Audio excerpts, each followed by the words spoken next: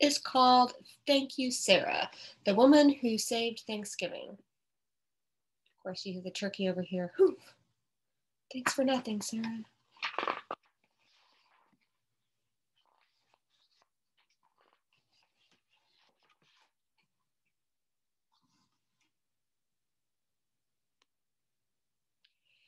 You think you know everything about Thanksgiving, don't you? How the Native Americans saved the Pilgrims from starving.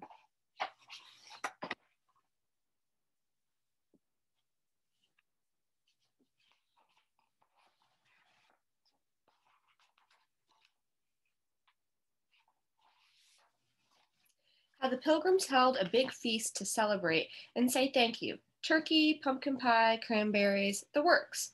Well, listen up. I have a news flash. We almost lost Thanksgiving. Thanksgiving canceled. No football today. Didn't know that, did you? It's true. Way back when skirts were long and hats were tall, Thanksgiving was fading away. Sure, the folks up in New England celebrated it. They'd roast a turkey and invite the relatives when the harvest came in, but not in the South, not in the West, and not even in the Middle Atlantic states. More and more people ignored the holiday. Thanksgiving was in trouble. It needed a superhero.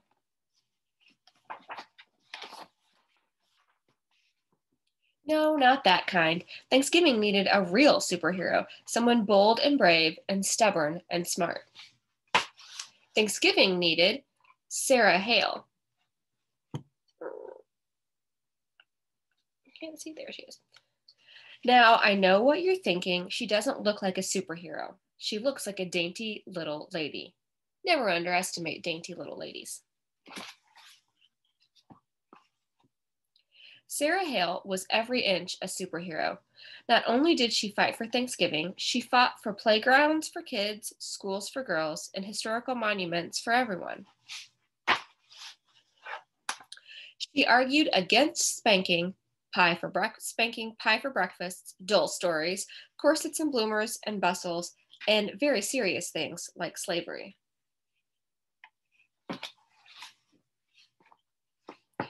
As if that weren't enough, she raised 5 children, wrote poetry, children's books, novels, and biographies, was the first female magazine editor in America, published great American authors like Henry Wadsworth Longfellow and Edgar Allan Poe, and composed Mary Had a Little Lamb.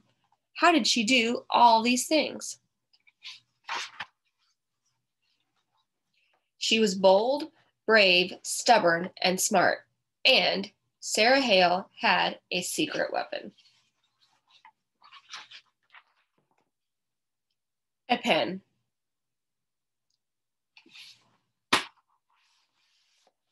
When Sarah saw something she didn't like, she picked up her pen and wrote about it.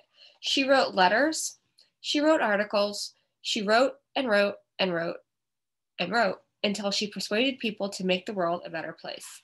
Nothing stopped Sarah.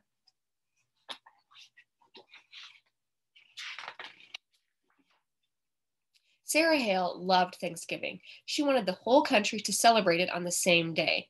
When folks started to ignore Thanksgiving, well, that just curdled her gravy. She picked up her pen.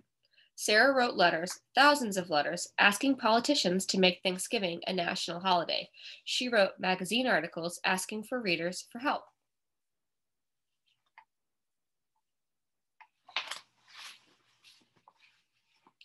The women of America listened. They put down their babies, their hoes, their skillets, and their washing. They picked up their pens and wrote.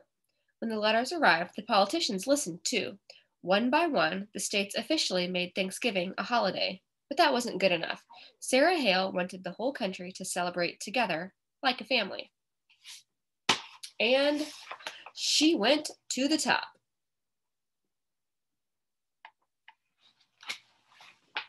Notice how she's got this giant feather pen here? It's pretty funny. That's her weapon, her giant feather pen.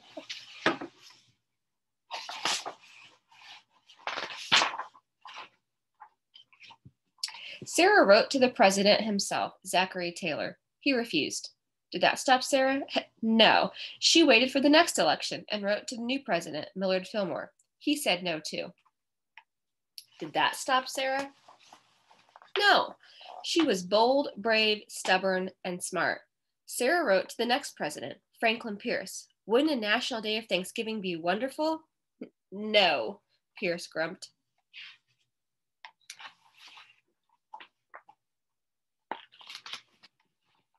Sarah penned an elegant letter to President James Buchanan.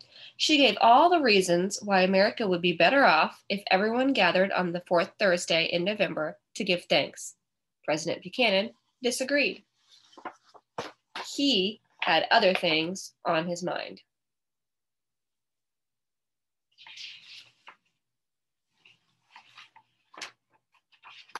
Sarah felt like the stuffing had been kicked out of her. Everything was going wrong.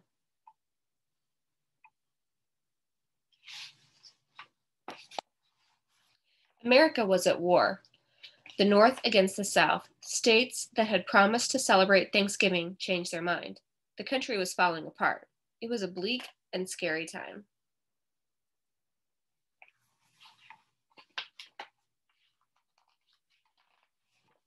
Did that stop Sarah? No way. Nothing stopped Sarah. Superheroes worked the hardest when things get tough. She picked up her mighty pen and wrote another letter, this time to President Abraham Lincoln. America needed Thanksgiving now more than ever. A holiday wouldn't stop the war, but it could help bring the country together. She signed the letter, folded it, and slid it into an envelope. She wrote Mr. Lincoln's name and address on the envelope and stuck on a stamp. She mailed the letter. She waited. And she waited. And then Lincoln said yes. Lincoln said yes. The nation gives thanks. In 1863, President Lincoln made Thanksgiving a national holiday, a day for all Americans to give thanks together. It took Sarah Hill 38 years, thousands of letters, and countless bottles of ink, but she did it. Nothing stopped Sarah. That bold, brave, stubborn, and smart lady saved Thanksgiving for all of us. Thank you, Sarah. We want pumpkin pie. Way to go, Sarah.